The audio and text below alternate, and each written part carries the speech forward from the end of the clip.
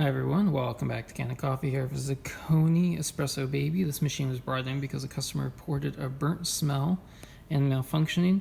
And so we open up the machine and what we find is that the little contact, it's this plastic connector underneath where the power comes into the power cord and then splits off and connects to other components.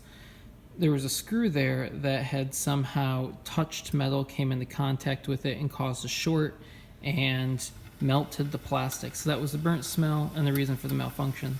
So we've repaired the wire and the damage, and now here it is, holding pressure, heating, and working good. So let's pull a shot.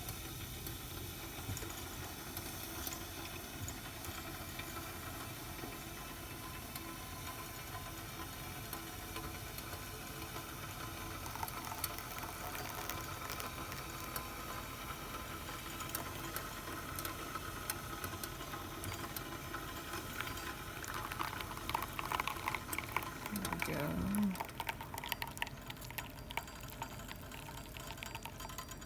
All right.